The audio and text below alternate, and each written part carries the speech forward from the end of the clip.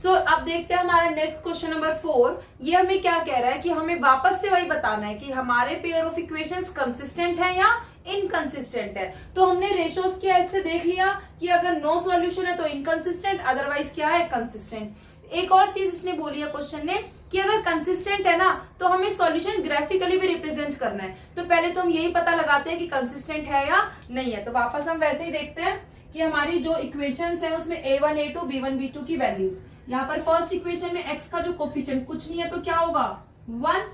यहाँ पर भी y का कोफिशिएंट अगर कुछ नहीं है तो क्या होगा 1, तो b1 भी 1 हो जाएगा और ये मेरा होगा c1। ऐसे ही सेकेंड इक्वेशन में ये मेरा होगा a2, ये b2 और ये मेरा होगा c2। तो पहले तो मुझे ये देखना है कि ये कंसिस्टेंट है या नहीं है, यानी मैं a1 a2 की इनकी सबकी रेशोज निकालूंगी। पहले a1 अपॉन a2। a1 क्या है मेरा, x का कोफिशिएंट 1, फिर y का कोफिशिएंट मेरा a2 कितना है 2, 1 अपॉन 2। फिर मेरा नेक्स्ट b1 है मेरा y का कोफिशिएंट 1 और b2 है मेरा 2, तो ये हो गया 1 अपॉन 2। उसके बाद थर्ड कॉन्स्टेंट्स मेरे c1 है 5 और c2 है मेरा 10। तो ये मेरे रेशोज आ गए।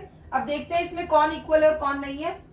देखो फर्स्ट वाली जो मेरी रेशो है 1 अपॉन 2 सिंपलेस्ट फॉर्म में ऑलरेडी, इसको फर्दर सॉल्व नहीं कर सकते, ये 1 अपॉन 2।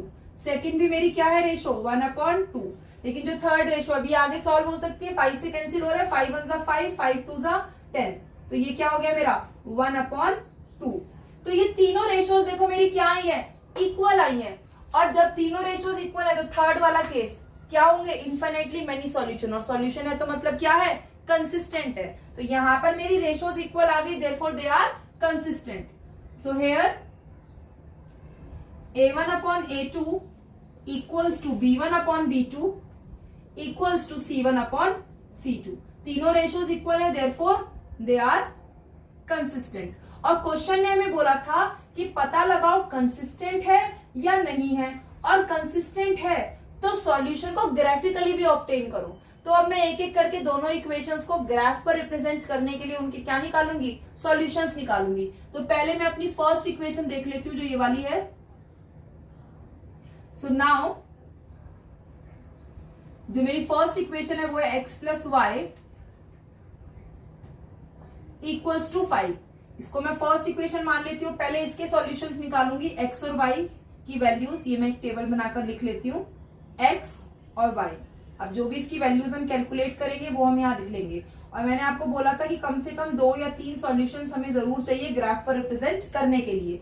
तो अब पहले देखते हैं हम इसमें एक एक करके x plus y equals to 5 है ना, तो हम किसी एक वेरिएबल की वैल्यू या दूसरे की पुट कर लेते हैं और दूसरे वाले वेरिएबल की अपने आप आ जाएगी। जैसे पहले मान लो मैं x को अगर 0 रखूं तो यहाँ पर ये 0 plus 5, 0 plus y equals to 5, तो यहाँ से मेरे पास y कितना आ जाएगा 5। तो फर्स्ट वैल्यू मुझे क्या मिली, x 0 है तो y कितना आ रहा है 5। सेकेंड, अब आप ऐसा कर सकते हो कि y 0 रख लो, x की वैल्यू निकाल लो। ये भी कर सकते हैं कि अगर मैं y को 0 रखूं तो y 0 रखा तो देखो यहाँ पे क्या हो जाएगा, x प्लस 0 इक्वल्स टू 5। तो ये मेरा y 0 होते ही x प्लस 0 इक्वल्स टू 5, तो x मेरा आ जाएगा 5। अब एक और कुछ वैल्यू रख लेते हैं, जैसे मैंने यहाँ पर 0 रखा, 5 रखा, कुछ और रख लेते हैं, 2 रख लेते हैं या 3 रख लेते हैं, ऐसे कोई भी एक वैल्यू रख सकते हैं। मान लो मैंने x2 रखा है, तो x जैसे ही मैंने 2 रखा तो ये हो गया 2 plus y is equals to 5। ये 2 प्लस और इधर आकर क्या हो जाएगा माइनस, तो y is equals to 5 minus 2, यानी कि कितना आ गया 3। तो x जैसे ही मैंने 2 रखा, y मेरा कितना आ गया 3। ये मेरे सॉल्यूशंस आ गए किसके, फर्स्ट इक्वेशन के। अब सेकेंड इक्वेशन से भी सॉल्यूशंस निकाल लेते हैं। सो नाउ सेकेंड इक्वेशन क्या थी मेरी, ये वाली 2x plus 2y is equals to 10। अब इसके सॉल्यूशंस निकाल लेते हैं, 2x plus 2y equals to 10। तो पहले मैं एक टेबल बना के x और y की वैल्यू प्लॉट करने के लिए इसको रख लेती हूँ। अब हम कम से कम 3 सॉल्यूशंस तो जरूर निकालेंगे, तो रख लेते हैं पहले इसमें वैल्यूज। वापस से ऐसा कर ले कि 0 रखें तो क्या आएगा, 1 रखें तो क्या आएगा। तो पहले मान लेते हैं मैंने x 0 रखा है। अगर मैं x 0 रखूंगी तो देखो ये इक्वेशन 2 इंटू एक्स यानी कि 0 हो जाएगा, 2 इंटू 0 प्लस में 2y इक्वल्स टू 10। तो यहां से मुझे क्या मिलेगा 0 प्लस 2y इक्वल्स टू 10। ये तो 0 ही हो गया। अब ये 2 मल्टीप्लाई हो रहा है इस y के साथ, इधर आकर क्या हो जाएगा डिवाइड, तो y हो जाएगा 10/2 यानी कि 5। x 0 रखा तो y मुझे मिला 5। अब x की वैल्यू कुछ और रख लेते हैं, मान लो 2 रख लेते हैं इस बारी। तो x अगर मैं 2 रखूंगी तो यहाँ पर ये हो जाएगा 2 2 जा 4, 2 इंटू 2 प्लस में 2y इक्वल्स टू 10। तो ये हो गया 4 प्लस 2y इक्वल्स टू 10। अब ये 4 प्लस हो रहा है, इधर आकर क्या हो जाएगा माइनस, तो 2y हो जाएगा मेरा 10 प्लस माइनस 4 यानी कि 6, और 2 मल्टीप्लाई हो रहा है, इधर आकर हो गया डिवाइड 6/2, तो ये हो गया मेरा 3। x 2 रखा तो मेरा y कितना आ गया 3। एक और सॉल्यूशन निकाल लेते हैं, इस बार y को 0 रख लेते हैं। तो अगर मैं y 0 रखूंगी इस बार, तो अब x देखते हैं क्या आएगा, 2x प्लस 2y, 2 इंटू 0, ये 0 हो गया इक्वल्स टू में 10। अब ये 2x प्लस 0 तो 2x ही हुआ, 2 मल्टीप्लाई हो रहा है यहाँ पर, तो इधर आकर क्या हो जाएगा ये डिवाइड, तो x मेरा क्या हो जाएगा 10/2 यानी कि 5। अब मेरे पास दोनों ग्राफ इक्वेशंस के क्या आ गए, सॉल्यूशंस आ गए। अब हम क्या करेंगे, इनको ग्राफिकली प्रेजेंट करेंगे अपना सॉल्यूशन निकालने के लिए। तो अब इसका मैं ग्राफ यहां पर बना रही हूं। पहले क्या करेंगे, y एक्सिस, आप जब ग्राफ पेपर पे बनाओगे so use proper scale and pencil, क्योंकि ग्राफ हमारा बहुत ही इजी होता है अगर आपने थोड़ा भी ध्यान से समझ लिया, और इसके फुल मार्क्स आप एग्जाम में ऑब्टेन कर सकते हो।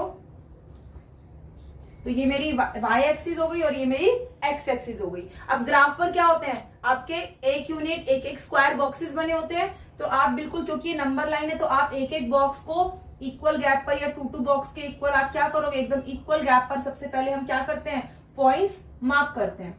तो ये मैंने इक्वल गैप पर पॉइंट्स मार्क कर लिए।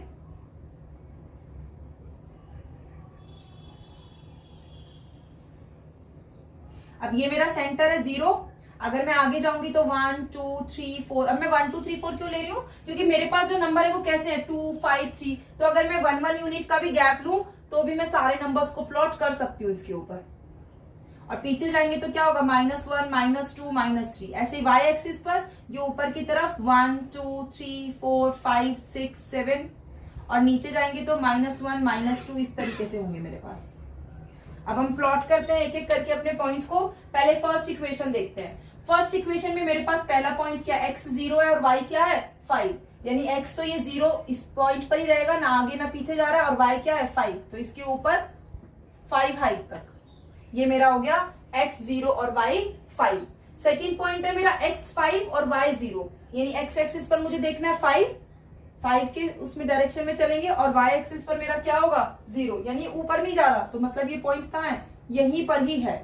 ठीक है, उसके बाद मेरा नेक्स्ट पॉइंट है x मैंने 2 रखा है तो y कितना है 3, यानी 2 के ऊपर और y एक्सिस पर 3 के सामने, तो इन दोनों का ये मेरा कॉमन इंटरसेक्टिंग पॉइंट है। तो ये मेरा हो गया x 2 और y 3।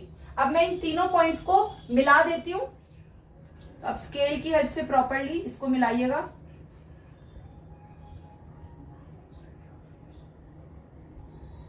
तो ये मेरी फर्स्ट लाइन आ गई।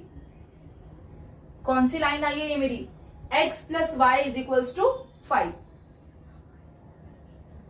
अब हम सेकेंड अपनी इक्वेशन देखते हैं। सेकेंड इक्वेशन देखो, ये जो है इसके सॉल्यूशंस है यहाँ पर।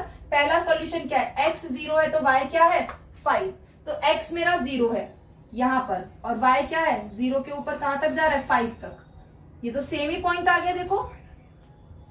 उसके बाद नेक्स्ट x 2 है और y कितना है 3, तो ये 2 के सामने और y क्या होगा मेरा ये 3 इधर, ये भी सेम पॉइंट आया। उसके बाद x 5 है और y क्या है मेरा 0, तो x है 5 और y ऊपर नहीं जा रहा, यही है। आप देख रहे हो सारे पॉइंट सेम आए हैं। और वैसे भी देखो ये क्या है, कंसिस्टेंट कैसे वाला केस है जिसमें तीनों रेशोज इक्वल है। तो ये जब तीनों रेशोज इक्वल है तो ये क्या करेंगे, ये कंसिस्टेंट है, दे आर कोइंसिडेंट, मतलब कि ये क्या है मेनी सॉल्यूशंस, हर पॉइंट कॉमन है, तो लाइन ही कॉमन है। और आप देख रहे हो 3 पॉइंट्स लिए 3 सॉल्यूशन लिए, तीनों ही क्या आ गए कॉमन आ गए। तो ये भी लाइन मेरी कहाँ है, यहीं पर ही लाई कर रही है, इसके ऊपर ही। मैं इसको डैश डैश करके आपको दिखा रही हूँ कि ये भी मेरी सेम लाइन है। तो ये भी मेरी 2x plus 2y equals to 10। इसकी जो मेरी ग्राफ बना, लाइन ग्राफ बना, वो भी क्या है इसी लाइन के ऊपर आ रहा है। दोनों लाइन क्या कर रही है, कोइंसाइड कर रही है। तो ये था मेरा ग्राफिकल रिप्रेजेंटेशन। अब देखते हैं सेकेंड पार्ट। सेकेंड पार्ट में भी हमें इसको सॉल्व करने से पहले तो ये देखना है कि वो भी क्या है, हमारी कंसिस्टेंट है या इनकंसिस्टेंट है।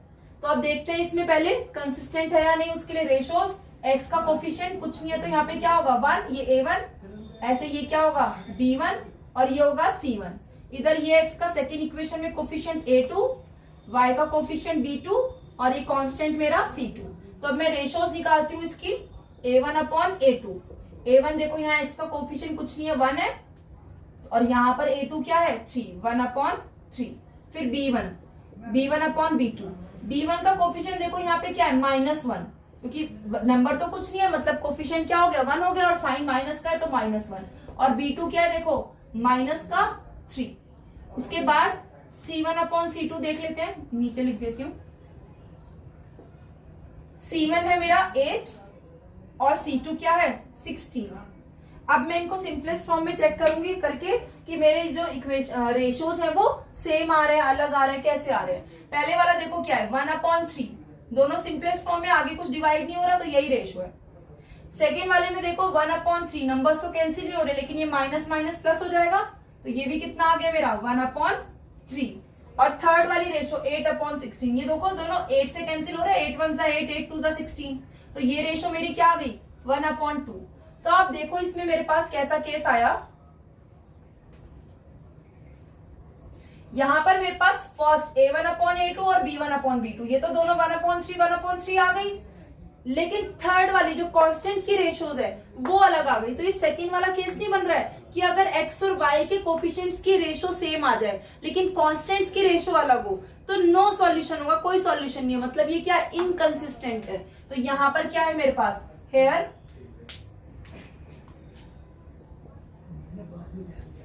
a1/a2 is equal to b1/b2 but they are not equals to c1/c2, so they are inconsistent। और क्वेश्चन ने कहा था कि अगर कंसिस्टेंट है तो ही आप उसका ग्राफिकल रिप्रेजेंट करो, लेकिन अगर इनकंसिस्टेंट है तो जरूरत नहीं है। तो मतलब हमारा ये जो सेकंड पार्ट है ये सिर्फ इतना ही है। ये था मेरा सेकंड पार्ट। अब देखते हैं थर्ड और फोर्थ पार्ट। अब देखते हैं हमारा थर्ड पार्ट। थर्ड पार्ट में हमारे जो इक्वेशंस हैं उनसे भी हम पहले a1 a2 b1 b2 की वैल्यू निकालेंगे। पहले फर्स्ट इक्वेशन में x का कोफिशिएंट a1, ये y का जो कोफिशिएंट है वो क्या होगा b1, ये c1, इधर भी हमारा क्या है ये a1 सॉरी ये अब सेकेंड इक्वेशन है तो a2 हो गया, ये b2 और ये हो गया c2। अच्छा आप एक चीज देख रहे हो, जो इक्वेशन जैसे मैंने फर्स्ट पार्ट में देखा, सेकंड में देखा है, हमने प्रीवियस क्वेश्चंस में देखा, या तो हमारे इक्वेशन में सारे जो उतनी भी टर्म्स है वो लेफ्ट हैंड साइड पे है, लेकिन जैसे हमने प्रीवियस इक्वेशंस में देखा था वहां पे क्या था, जो हमारा कांस्टेंट था वो दोनों इक्वेशन में क्या था राइट साइड में था। तो अगर हम ऐसे बिना स्टैंडर्ड फॉर्म के, या जैसे स्टैंडर्ड फॉर्म में ऑलरेडी है, अगर हम डायरेक्टली a1 a2 यानी कि कोफिशिएंट्स की वैल्यू निकाले तो हमें पहले ये देखना है कि वो रेशियोज हैं वो बिल्कुल सिमिलर लिखी है। अगर सिमिलर है तो हम उसको बिना सेम साइड पर लाए भी डायरेक्टली उसके सारे कोफिशिएंट्स लिख सकते हैं, कि साइन चेंज होगा तो दोनों का ही चेंज होगा, तो उस केस में रेशो में क्या आएगा, हमारा जो आंसर होगा वो सेम ही होगा। लेकिन यहाँ पर तो ऑलरेडी हमारी जो है वो स्टैंडर्ड फॉर्म में है, तो इसलिए हम निकाल सकते हैं ये वाली वैल्यूज यहाँ से डायरेक्टली। अब देखते हैं हमारी रेशियोज। पहला a1/a2, a1 क्या है 2 अपॉन a2 क्या है 4। अब दूसरा देखते हैं b1/b2, b1 क्या है हमारा 1, y के आगे कुछ नहीं है तो 1 होगा, फिर b2 क्या है -2। उसके बाद अब देखते हैं c1/c2, c1 है हमारा -6 और c2 है हमारा -4। अब इनको सिंपलेस्ट फॉर्म में करके देखते हैं हमारी वैल्यूज। तो पहले देखो 2/4, ये अभी आगे सॉल्व हो सकता है, 2 से कैंसिल हो रहा है, 2 1 2, 2 2 4, तो ये कितना हो गया 1/2। लेकिन जो मेरी सेकेंड वाली है उसमें क्या है मेरा 1/-2 है, नंबर्स तो सेम है लेकिन साइन देखो प्लस माइनस क्या है यहाँ पर माइनस, तो साइन तो अलग अलग हो गए ना। तो जब 2 -2 के इक्वल हो सकता है क्या, नहीं, तो 1/2 भी -1/2 के इक्वल नहीं है, ये रेशियोज अलग अलग हो गई। फर्स्ट वाला केस, जैसे ही दो रेशियो स्टार्टिंग वाली अलग हो जाए तो ये क्या हो गया यूनिक सॉल्यूशन, मतलब कंसिस्टेंट हो गया, क्योंकि सॉल्यूशन आया तो कंसिस्टेंट है। तो नेक्स्ट वाली हमें देखने की जरूरत भी नहीं है, वरना आप देख सकते हो माइनस से माइनस कट गया, 2 3 6, 2 2 4, ये भी क्या आ गई अलग आ गई, क्योंकि अगर फर्स्ट 2 अलग है ना तो कांस्टेंट वाली भी अलग आएगी ही। तो अब हम यहाँ पर हमारे पास आ गया कि जो A1 A2 B1 B2 है वो अलग अलग है। सो ये कंसिस्टेंट इक्वेशंस हैं, कंसिस्टेंट पेयर ऑफ इक्वेशंस। तो अब कंसिस्टेंट है तो क्वेश्चन ने हमें क्या बोला था कि अगर कंसिस्टेंट है तो हम क्या करेंगे, ग्राफिकल रिप्रेजेंटेशन करेंगे। और ग्राफिकल रिप्रेजेंटेशन के लिए हम क्या करेंगे, दोनों इक्वेशंस के फर्स्ट और सेकेंड दोनों इक्वेशंस के हम क्या निकालेंगे, सॉल्यूशंस निकालेंगे। सो दे आर कंसिस्टेंट। अब पहले फर्स्ट इक्वेशन लिख लेते हैं। नाउ फर्स्ट इक्वेशन क्या है, 2x plus y minus 6 equals to 0। इसको मान लेते हैं फर्स्ट इक्वेशन। तो पहले इसके सॉल्यूशंस निकालते हैं। ये मैं टेबल बना लेती हूं x और y के लिए। अब देखो इसमें पहले हम एक एक करके वैल्यूज रखेंगे। पहले x की वैल्यू अगर मैं 0 रखूं तो यहां पर ये 2 इंटू 0 प्लस में y माइनस 6 इक्वल्स टू 0। तो ये तो हो गया मेरा 0 प्लस वाई माइनस 6, उधर जाकर क्या हो गया प्लस 6। तो 0 प्लस वाई क्या आ गया, खाली y इक्वल्स टू 6। तो x 0 रखा तो y कितना आया 6। अब मैं x को सेकंड में क्या रख लेती हूँ, 1 रख लेती हूँ। तो x अगर 1 रखा तो 2 इंटू 1 प्लस में y equal minus 6 equals to 0। 2 1 जा 2 plus y minus 6, minus 6 plus 2 कितना होगा -4, और -4 इधर जाकर क्या हो जाएगा प्लस। तो y कितना आ गया मेरा 4। तो अगर x मैंने 1 रखा तो y कितना आ गया 4। एक और एक सॉल्यूशन निकाल लेते हैं हम। इस बार x की वैल्यू मान लो 2 रख लेते हैं। चलो तो x अगर मैंने 2 रखा तो मेरे पास ये क्या हो गया, जो इक्वेशन थी 2 2 जा 4 प्लस में y minus 6 equals to 0। 4 minus 6 कितना होगा -2, और -2 इधर आकर हो गया प्लस। तो y इज इक्वल्स टू क्या आ गया 2 आ गया। तो x मैंने 2 रखा तो y भी कितना आया 2। ये मेरे फर्स्ट इक्वेशन के सॉल्यूशंस आ गए, ये जो टेबल है। अब सेकंड इक्वेशन देखते हैं। सेकंड क्या थी, ये 4x minus 2y minus 4 equals to 0। अब इसके सॉल्यूशंस निकालेंगे। तो टेबल फॉर्म में हम बना करके रख लेते हैं, x और y की वैल्यूज पुट करेंगे।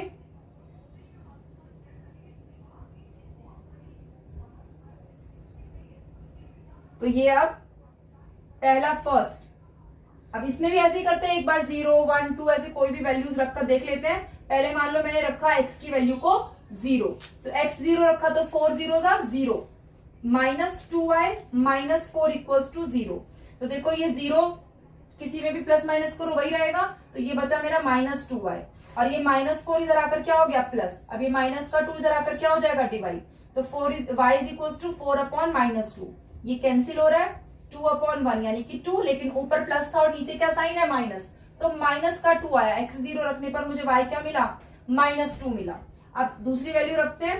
अगर मैं x की वैल्यू 1 रखूं, 0 रखा था तो मुझे क्या मिला था -2। अब 1 रखेंगे तो क्या हो जाएगा 4 1 जा 4, minus 2y minus 4 equals to 0। देखो +4 -4 प्लस माइनस कट गया, 4 में से 4 कट गया, क्या बचा -2y इक्वल्स टू में 0। तो y के साथ जो भी मल्टीप्लाई हो रहा है इधर आकर डिवाइड हो जाएगा, और 0 को किसी से भी डिवाइड करो क्या मिलेगा मुझे 0 ही मिलेगा। तो y क्या मिल गया मुझे यहाँ पर 0। तो जब मैंने x को 1 रखा तो y मुझे मिला 0। एक और सॉल्यूशन निकाल लेते हैं। इस बार हम रख लेते हैं x को 2। तो x अगर मैं 2 रखूंगी तो ये क्या हो जाएगा 2 4 जा 8, माइनस में 2y equals to -4, sorry -4 equals to 0। अब देखो 8 माइनस 4 क्या हो गया 4, 4 प्लस है इधर आकर क्या हो जाएगा माइनस। तो -2y क्या हो गया -4। अब ये इक्वल्स टू में, अब ये -2 इधर मल्टीप्लाई हो रहा है इधर आकर क्या हो जाएगा डिवाइड। तो मेरे पास आ जाएगा y is equals to -4 upon में -2। माइनस से माइनस कट गया, और 2 से ये 4, 2 1 जा 2, 2 2 जा 4, तो कितना आ गया 2 आ गया। तो जैसे ही मैंने x 2 रखा y कितना आ गया 2। सॉल्यूशंस आ गए मेरे पास। अब मैं क्या करूंगी, इनको ग्राफ में प्लॉट करूंगी। तो ग्राफ पर आप कैसे प्लॉट करोगे, पहले आप y एक्सिस बनाओगे, ऊपर y पॉजिटिव और नीचे नेगेटिव। ऐसे ही फिर हम x एक्सिस बनाएंगे। ये मेरा x डैश नेगेटिव साइड और ये मेरा x पॉजिटिव। ये हमारा पॉइंट ऑफ इंटरसेक्शन क्या हो गया 0। अब इक्वल इक्वल गैप पर हम क्या करेंगे पॉइंट मार्क। ग्राफ पर आप एक एक बॉक्स या दो दो बॉक्स का गैप ले सकते हो इक्वल इक्वल। उसके बाद गैप मार्क करने के बाद हम देखते हैं कि हमें स्केल कैसे चूज करना है, यानी हमें कितने कितने नंबर्स का गैप लेना है। हमें 1 मार्क्स नंबर का गैप लेना है या हमें 2 नंबर का गैप लेना है। ये डिपेंड करता है हमारे वैल्यूज पर कि हमें कैसी वैल्यूज पुट करनी है। तो आप देखो हमारी वैल्यूज कैसी है 0 1 2 2 4 6। तो 1 2 3 4 अगर मैं लूं तो सारे नंबर्स मेरे आ जाएंगे इजीली। तो मैं 1 का ही गैप ले लेती हूँ। ये 1 2 3 4 5 6 7। ऐसे y एक्सिस पर भी 1 2 3 4 5 6 7 और नीचे जाएंगे तो -1 -2 -3 -4 -5। इस तरीके से ये चलता जाएगा। ऐसे ये पीछे x एक्सिस के माइनस के नंबर्स होंगे। अब हम एक एक करके क्या करते हैं अपने दोनों इक्वेशंस के सॉल्यूशंस को प्लॉट करेंगे। पहले फर्स्ट इक्वेशन में देखो, यहाँ पर सबसे पहले x की वैल्यू 0 है तो y कितना है 6 है। तो ये 0 है सेंटर पर यहां से, लेकिन कितने ऊपर तक जा रहा है y 6 यहां पर। तो ये मेरा हो गया फर्स्ट पॉइंट। सेकंड पॉइंट देखो x की वैल्यू 1 है तो y कितना है 4। तो x है ये मेरा यहाँ पर 1 और 21 हाइट तक जाएगा y के सामने 4 तक। तो ये 4 के सामने और y के ऊपर ये मेरा पॉइंट आया x 1 और y 4। सेकेंड है मेरा x 2 तो y भी कितना है 2। तो अब मैंने x को 2 रखा यानी कि 2 के ऊपर, तो y भी 2 के सामने। ये दोनों का कॉमन पॉइंट आया। ये मेरा थर्ड पॉइंट है। तो ये मेरे पॉइंट्स आ गए। मैं इनको ज्वाइन करते हुए क्या करूंगी अपनी लाइन को ड्रॉ कर दूंगी। तो जब मैं इसको ड्रॉ करूंगी स्केल से करना है, आपको ये ध्यान रखना है। तो कुछ इस तरीके से मेरी लाइन आएगी।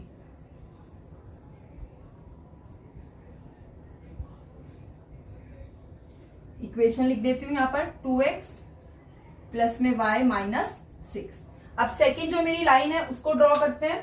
सेकेंड लाइन के सॉल्यूशंस हैं ये 0 अगर x रखेंगे तो y कितना है -2। तो x तो 0 रखा है, y है -2 यानी यहां पर है ये नीचे की तरफ। दूसरा मैंने x को 1 रखा तो y क्या आया 0, ये वाला पॉइंट। फिर उसके बाद x 2 रखा है तो y भी 2 यानी कि 2 के सामने और यहाँ भी 2 के सामने। तो ये तो सेम आया पॉइंट मेरा। अब अगर मैं इन पॉइंट्स को ज्वाइन कर दूंगी तो मेरी लाइन कैसे बनेगी, कुछ इस तरीके से बनेगी।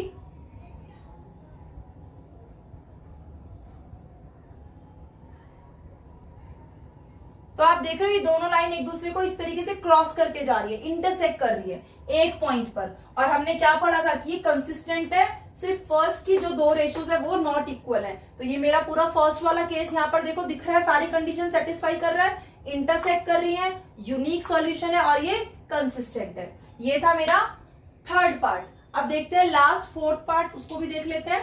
पहले तो चेक करेंगे कि कंसिस्टेंट है या नहीं है। तो सबसे पहले देखो इसमें फर्स्ट इक्वेशन में x का कोफिशिएंट a1, ये b1 और ये मेरा c1। ऐसे सेकेंड इक्वेशन में ये मेरा a2, ये b2 और ये है मेरा c2। तो अब पहले रेशियोज निकालेंगे a1 अपॉन a2, यानी कि a1 है 2 और a2 क्या है 4, 2 अपॉन 4।